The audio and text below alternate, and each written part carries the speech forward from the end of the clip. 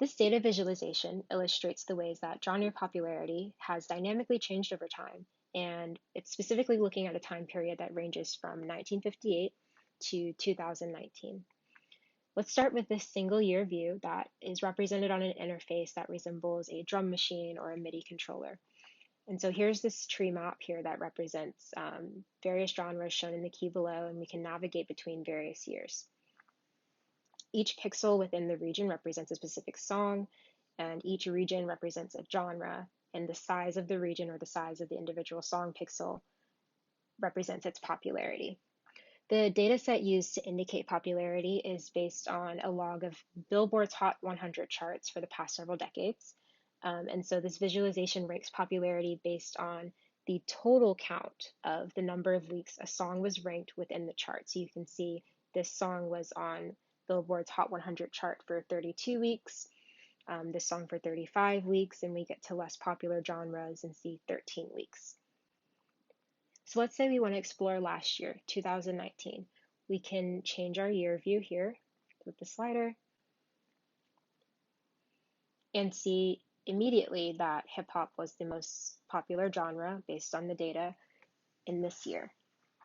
Pop is second up to that, and we can really explore the specific songs that make up this popularity. So Travis Scott's Sicko Mode was on the chart for the entire year, 52 weeks, as compared to Happier, that was also on the chart for 52 weeks, but because of the small representation of dance and electronic music as a whole, that region is less popular as ranked within the tree map. And let's say we want to explore music in the 70s. The cool part about this drum machine representation and the interactive nature of the data visualization itself is the user's ability to fully explore and interact with the data. By clicking on the sound wave illustration, users can see an expanded view of the same data analysis. This specific view focuses on music genre popularity between 1980 through 2019 and refined the number of genres shown a little bit here just to note the most popular ones and not confuse users with the overlap of color. So we can immediately see that rock was extremely popular in the 80s and pop extremely popular in the 2000s. It's really interesting to note this intersection of genres right here in the late 90s, where every genre equally existed on the charts for about 1,000 or 1,200 weeks. And so it's interesting to kind of go back and go explore, okay, what was hip hop doing in 1998? What songs specifically were charting? So we can go back to the single year view, navigate to 1998, and we can see Will Smith was trending along with indie music such as Jewel and pop. And you can even see in this view, similar to the multi-decade view, that these regions are fairly the same size, which kind of indicates that they're relatively the same popularity at that time. This extended view actually has another interesting trend within it that really shows what's happening now as pop popularity is falling slightly as hip hop is trending upward in popularity and kind of almost reaching the peak of where pop was in 2012.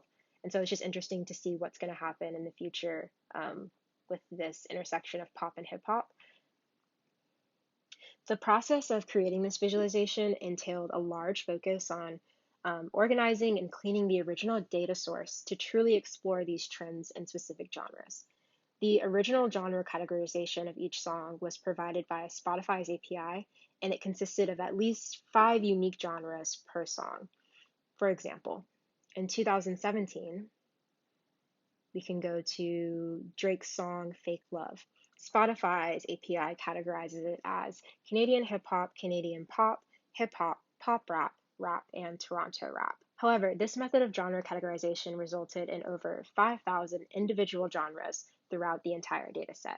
So to actually visualize the evolution of music, this needed to be refined. And I wrote an algorithm to sort the 5,000 individual labels into 9 defining categories, resulting in the different genres that are used throughout this visualization.